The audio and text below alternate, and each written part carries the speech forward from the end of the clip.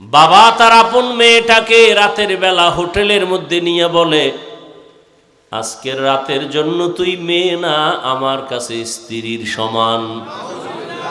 তো বাংলাদেশের খবর। আবার স্বার্থের কারণে সন্তান মা বাবাকে জবাই করে, স্বার্থের টানে স্ত্রী স্বামীকে জবাই করে, স্বামী স্ত্রীকে জবাই করে। দুনিয়ার সবাই স্বার্থপর, একজন আছেন যার কোনো স্বার্থ নাই, তিনি হলেন আল্লাহ। আল্লাহ যদি স্বার্থপর হইতেন তাহলে জমিনে আমরা যারা আল্লাহর দেয়া নেয়ামত, বাতাস, পানি, সূর্যের আলো, চাঁদের আলো, জমিনের ফসল, গাছের ফল, নদীর মাছ খাইয়াও আল্লাহর হুকুম মানি না। আল্লাহ যদি স্বার্থপর হইতেন ঘুমের মধ্যে মেরে ফেলতেন। ঘুমের মানুষ মরা, দোয়াও তো পরি মরার। আল্লাহুম্মা বিসমিকা আমুতু, আল্লাহ তোমার নামে মরতেছি। এই মরার থেকে জিন্দা কে করেন? আল্লাহ যদি জিন্দা না করেন আর জিন্দা হবে না। আল্লাহ পাক যদি স্বার্থপর হইতেন এক ঢোক পানিও দিতেন না, বরং আল্লাহকে যারা মানিয়া চলি এদের থেকে যারা আল্লাহর বিরুদ্ধে যায় তাদের দিকে আল্লাহর মায়া আরো বেশি। দাড়ি কামানেওয়ালা কখন আল্লাহকে ডাক দিবে আল্লাহ তাকায় আছেন।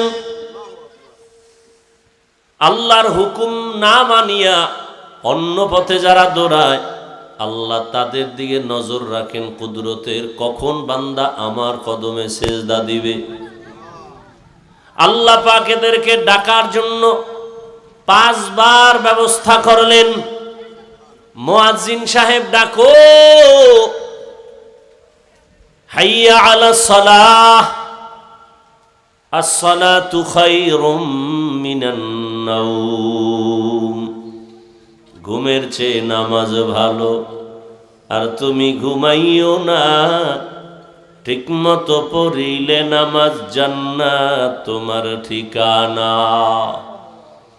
একটুখানি নেকের তরে রোজ হাসরের মাঠেতে বাবা ঘুরবে ছেলের পিছে, ছেলে বাবার আগেতে। আহাতে মন কঠিন দিনেতে নামাজ তোমায় ভুলবে না, ঠিক মতো পড়িলে নামাজ জান্নাত তোমার ঠিকানা। পশু পাখি কীট পতঙ্গ কেউ ঘুমিয়ে রইল না, মানুষ হয়ে ঘুমিয়ে থাকা ঠিক তো মোদের হবে না।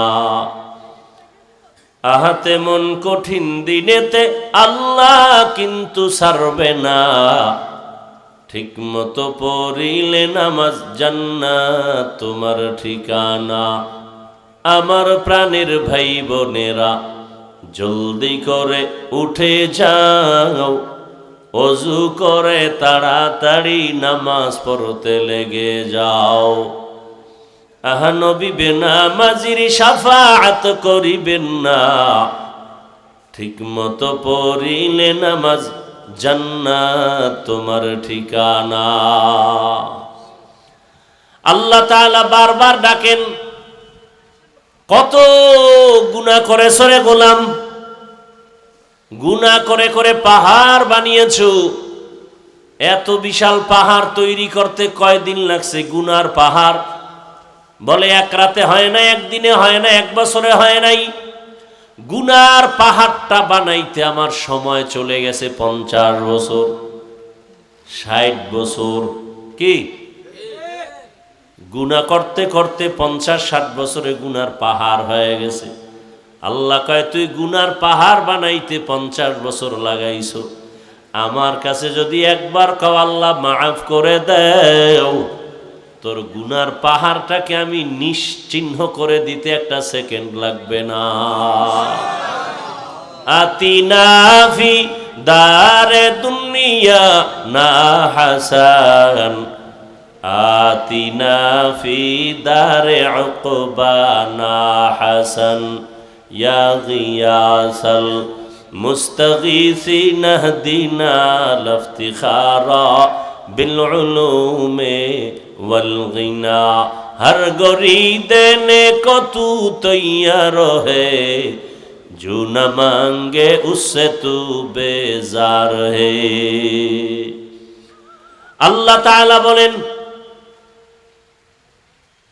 বান্দা আমি তোমার দিকে কতটা আগ্রহী, কারণ আমার আলাদা ছেলে নাই, মেয়ে নাই, স্ত্রী নাই, কেউ নাই, আমি একা। ওয়াহদাহু লা, আমি আল্লাহ এক, আমি আল্লাহর আলাদা কোনো আপন কেউ নাই। জিনেরা আমার আপন না, নূরের তৈরি ফেরেশতা আপন না, একমাত্র গুনাহ করনেওয়ালা মাটির সৃষ্টির মানুষ আমার কাছে আপন। আমি আল্লাহ মানুষের বড় আদর করে বানাইলাম। আমি আল্লাহ পাক বান্দার দিয়ে নজর করে তাকায় থাকি, কখন বান্দা আমাকে আল্লাহ বলে ডাকবে। মাকে মা বলে ডাকো, বাবাকে বাবা বলে ডাকো, কোনো বাধা নাই। মাকে ডাক দাও 100 বার, বাবারে ডাকো 50 বার। মাঝে মাঝে 2-1 বার যদি আল্লাহ বলে ডাক দেও, আমি আল্লাহ তোর জীবনের সব গুনাহগুলো মাফ করে দিব। আল্লাহ তাআলাকে বেজার করা যাবে না কেন? আল্লাহ পাক দয়াময়। আল্লাহ যে পরিমাণ দয়া মায়া আমাদের করেছেন, আমার মা আমার বাবা সে মায়া দয়া করে নাই।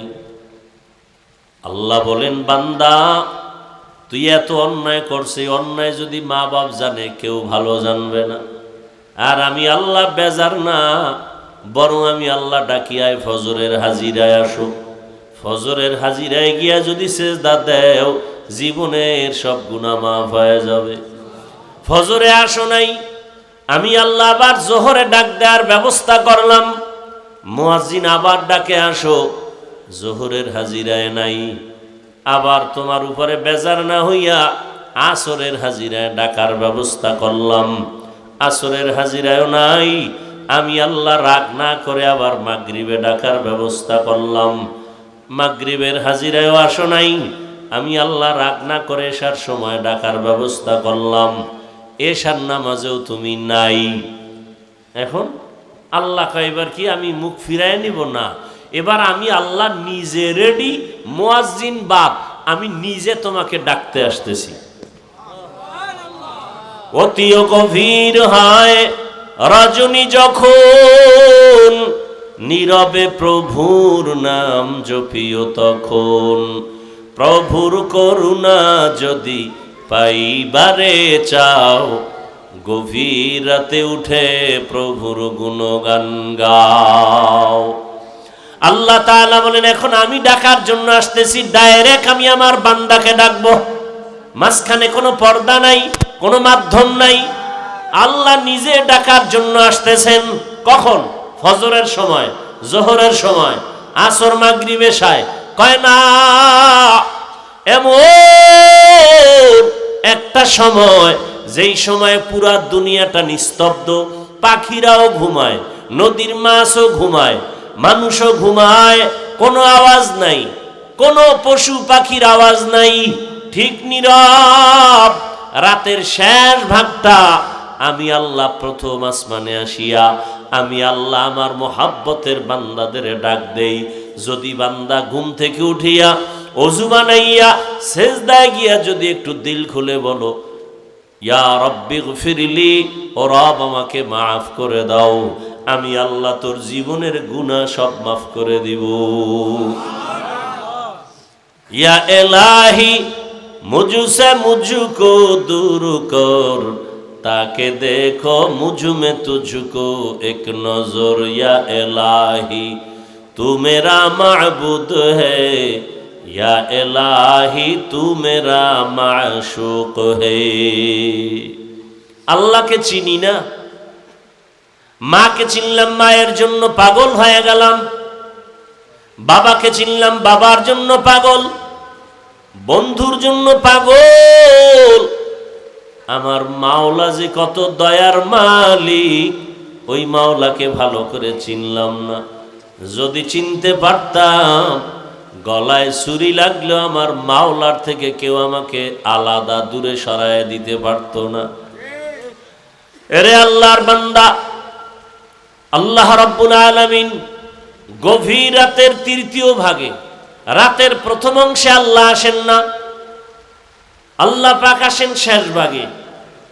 আল্লাহ পাক আসেন কেন? বান্দার থেকে কিছু নিতে না বান্দাকে দিতে? নিতে। তাহলে আপনাদের কিছু তো লাগে না? যদি লাগে তো ঘুমান কেন? যদি লাগে তো উঠে আল্লাহর কাছে চান না কেন? রহমতের নবী আমার এশার নামাজ পড়ে ঘুমায় যাইতেন, রাতের শেষ ভাগে ওইটা আল্লাহর আদালতে নামাজে দাঁড়ায় যেতেন, আল্লাহ পাকের কাছে কথা বলতেন, যা প্রয়োজন চাইতেন। আল্লাহর নবীর জন্য বলেন, ইজা সাআলতা ফাসআলিল্লাহ ওয়া ইজা ইসতাআনতা ফাসতাইন বিল্লাহ। যদি কিছু চাও কার কাছে? আর কারো কাছে চাইও না, আল্লাহর কাছে চাও। দুনিয়ার কারো কাছে চাইলে পাবা না, কারণ দুনিয়ার সব অভাবী, আমার আল্লাহর কোনো অভাব। আল্লাহ বলেন দুনিয়াওয়ালারা চাইলে বেজার হয়, আর আমি আল্লাহর কাছে চাইলে আমি খুশি হই। কেন? দুনিয়ার সবাই অভাবী, আমি আল্লাহর কোনো অভাব নাই। ইয়া আইয়ুহান নাস আনতুমুল ফুকারাউ ইলাল্লাহ ওয়াল্লাহু হুয়াল গানিয়্যুল হামিদ।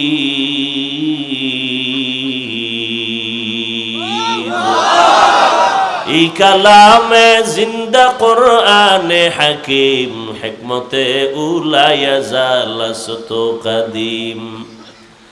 गर तवक्कुल मी कुनी हर सुबह शाम, मेरा सानद रिज़्क़ तू अज़ला मकाम जुज़बा हक़ची ज़े मखा अज़ इंसो जा फज़ल उआ मस्त दर जुमला जहा। আল্লাহ পাক রব্বুল আলামিন বলেন, দুনিয়ার মানুষ তোমরা সবাই ফকির, আমি আল্লাহ হলাম ধনী। ধনী কে? আল্লাহ শুধু ধনী না, প্রশংসিত ধনী। আল্লাহ বলেন আমার কাছে চাও। দুনিয়াওয়ালারা দেয় না, দিবে দিবে বলে দরজা সব সময় খোলে না, আর আমি আল্লাহ দেওয়ার জন্য দরজা খুলে রাখলাম। আমার কাছে হিন্দু চাইলেও পাবে, খ্রিস্টানেরা চাইলেও পায়। রাতে ডাকো আমি হাজির, দিনের বেলা ডাকো আমি আল্লাহ হাজির। ও বান্দা, সমুদ্রের মাঝে গিয়ে যদি আল্লাহকে ডাকো, সেখানেও আল্লাহ।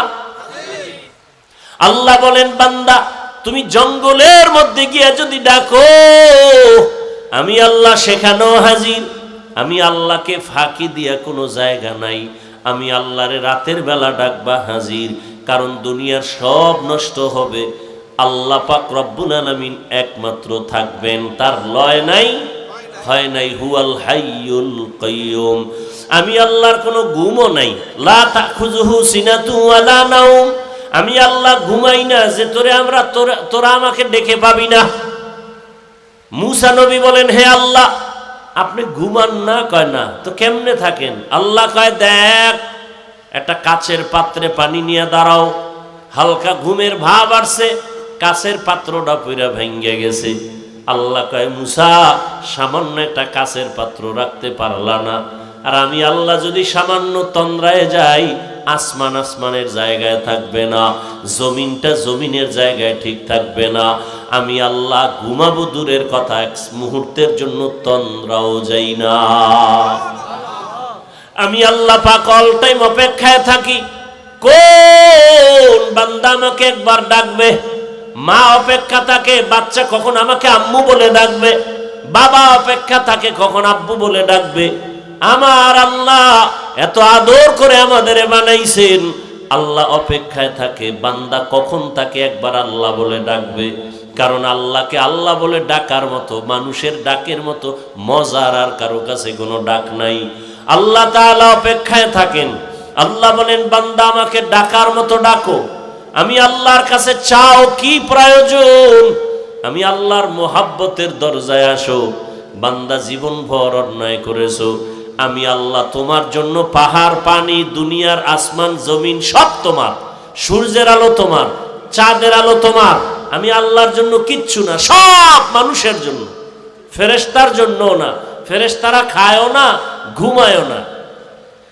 আল্লাহ পাক আমাদের জন্য সূর্যের আলো, চাঁদের আলো, পানি, বাতাস, ফল ফসল সব আমাদের। আল্লাহ কয় এত কিছু তোমারে দিলাম, বিনিময়ে তুমি আমারে কি দিলা? বান্দা তোমার কাছে বড় কিছু চাই না। দিন আর রাত মিলায় 24টা ঘন্টা মিলাইলাম। এই 24টা ঘন্টার ভেতরে 22 ঘন্টা সময় তুমি তোমার কাজে ব্যয় করো, লেখাপড়ায় কাজে ব্যয় করো, চাকরির কাজে ব্যয় করো, অফিসে ব্যবসা বাণিজ্যে ব্যয় করো। কয় ঘন্টা বাকি থাকলো? কত? মাত্র 2 ঘন্টা সময় তুমি তোমার কল্যাণের জন্য আমার পথে ব্যয় করো, তোমার কল্যাণে, আমার না। তবে একসাথে না। আমি আল্লাহ এত দয়া করছি, একসাথে যদি বলতাম 2 ঘন্টা লাগাতার নামাজ, কষ্ট হবে। 2 ঘন্টা তেলাওয়াত একসাথে, কষ্ট হবে। আমি আল্লাহ এমন ভাবে 2 ঘন্টারে মিলাই দিছি যাতে ব্যবসা বন্ধ না হয়, তোমার চাকরির ক্ষতি না হয়, লেখাপড়ার ক্ষতি না হয়। কেমনে বান্দা?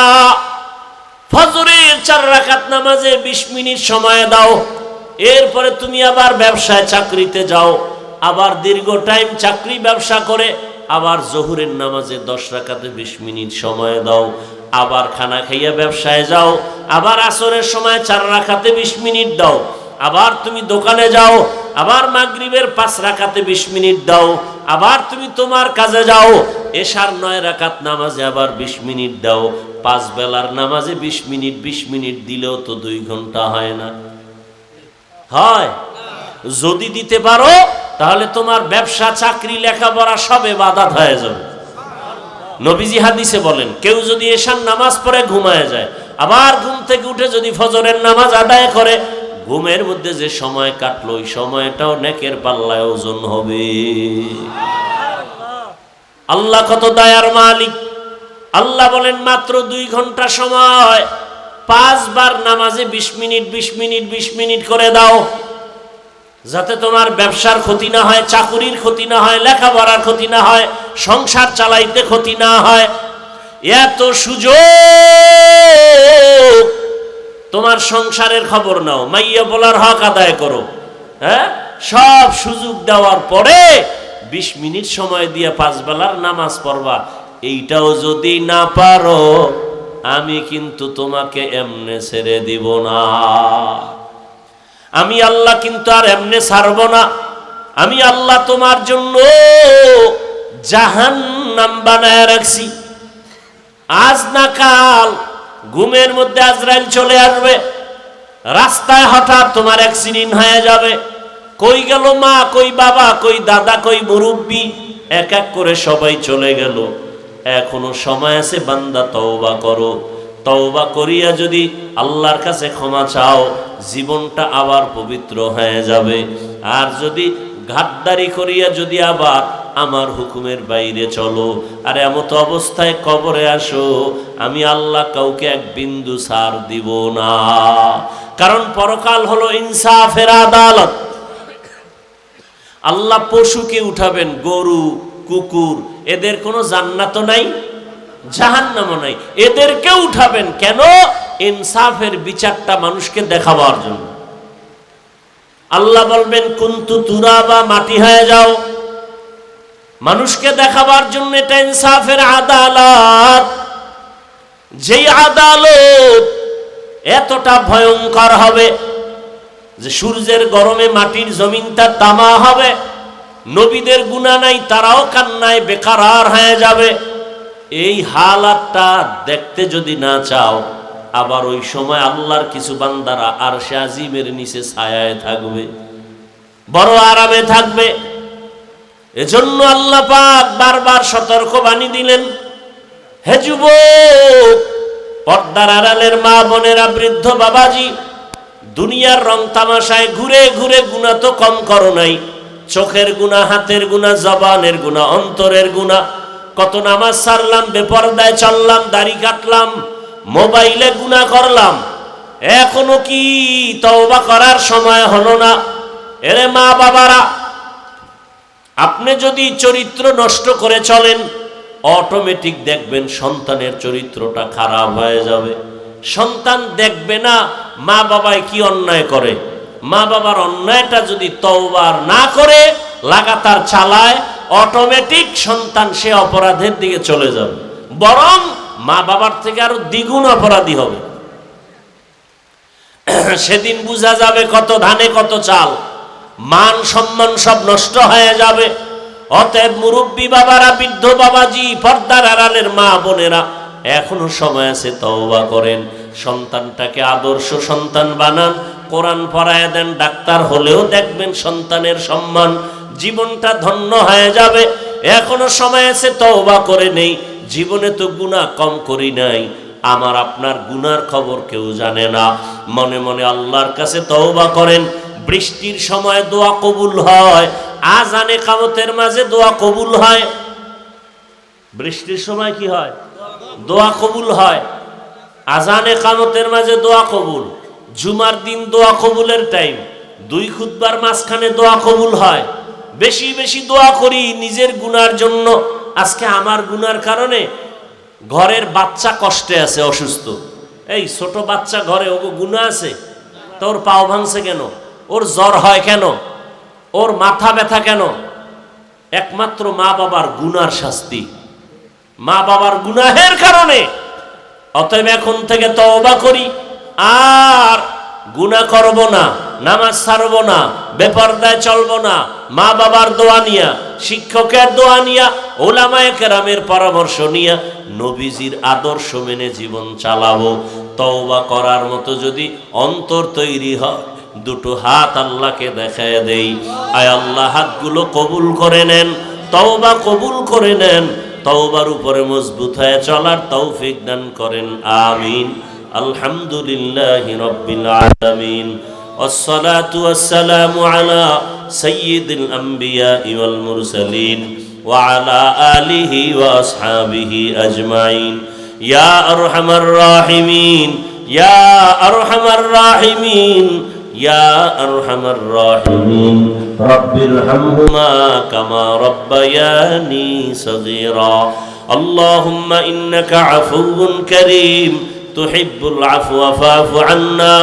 আল্লাহুম্মা ইন্না নাসআলুকা রিযাকা ওয়াল জান্নাহ ওয়া নাউযু বিকা মিন সাখাতিকা ওয়ান নার।